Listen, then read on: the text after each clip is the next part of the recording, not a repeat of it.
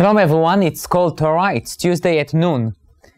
And today I would like to talk about not the Parsha, but really to talk about what's happened on Friday night in Israel, in Itamar. And also to connect it to Purim and to the special Parsha that we're going to read this Shabbat, Parashat Zachor, to remember and to commemorate what Amalek did to us on our way and on our journey to Israel. For everyone who knows, and for those who do not, on Friday night there was a terrible tragedy that took place in Itamar. It's a yeshuv, it's a place in Israel where terrorists came into the house on Friday night and basically butchered 5 family members from the Fogel family, the parents and 3 children. The other remaining 3 children were saved, not because of the terrorist mercy, but rather because the terrorists did not see the 2 other children who were there, and another child was away. She was in an activity of Bnei Akiva, a youth movement, in that yeshuv. And really, what we saw was pure evil. Pure, despicable, unimaginable evil that revealed itself through killing innocent people while they are asleep after Friday night dinner. And my question is, how do we deal with evil? How should we respond to such an evil? And what I would like to do is to take the story of Purim and the story of Amalek,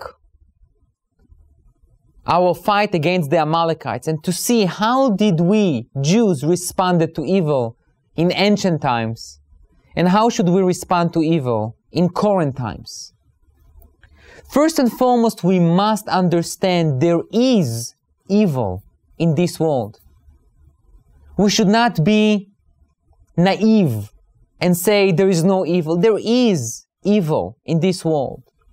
As much as we do not want to recognize it or to comprehend it because it's tough to us to understand it. But it exists. If we look, for example, how Mordechai responded to the evil that was revealed itself in his times, in this terrible decree of Haman that he will annihilate every Jew, a one-day-old Jew and a 120-year-old Jew, men, women, old, young, babies, children. He will annihilate them all. He is going to kill them all.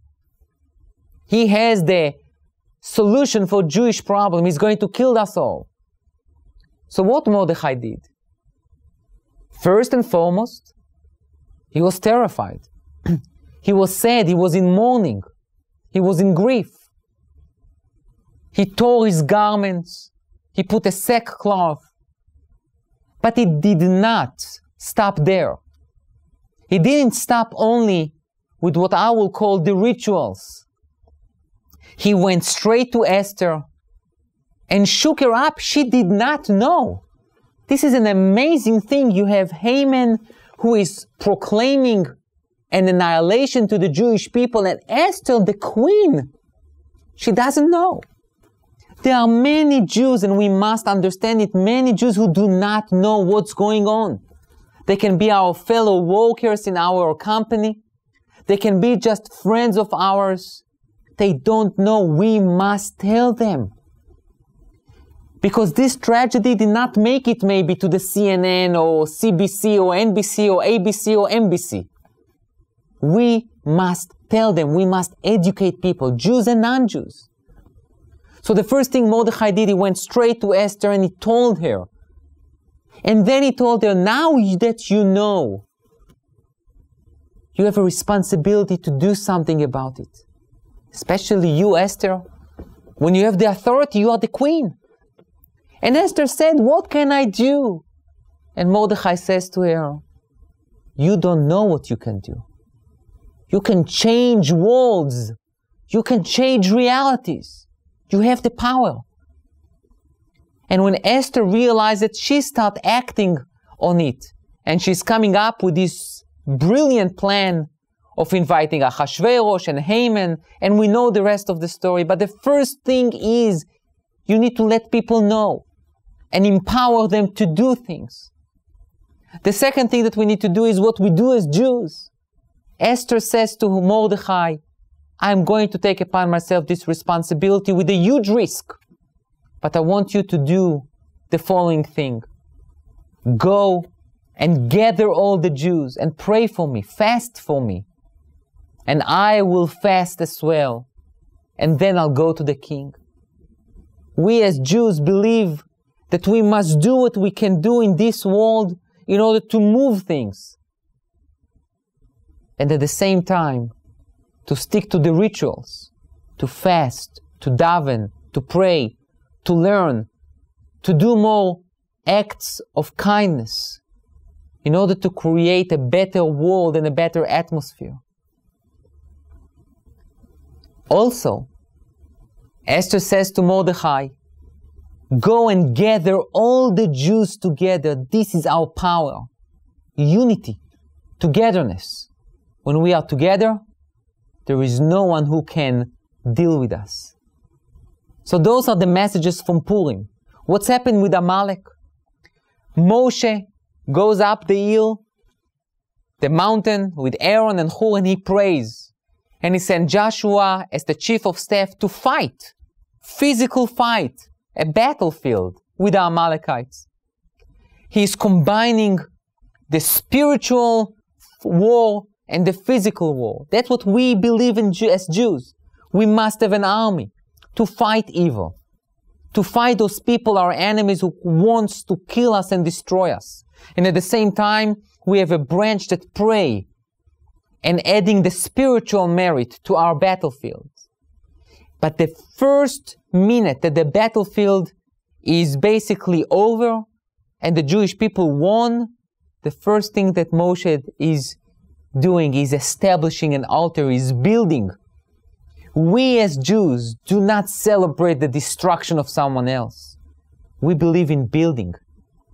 Our ability to face evil and to destroy evil is by fighting it and by continue on to build, to create a better place for all of us.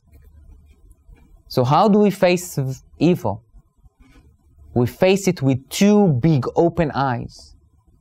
We know it exists, and we know that we have the power to fight it, spiritually and physically. And by doing that, we should continue to build our lives in our beloved land, the state of Israel. We should continue to help other people in need. Many people in Japan who are in distress and despair because of the tsunami and the earthquake. And we should help them as well. By being more sensitive and by being more caring and kinder, that's our way to defeat evil.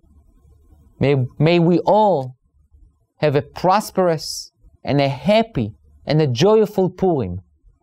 And may we all see God's revelation and the annihilation of evil in our times.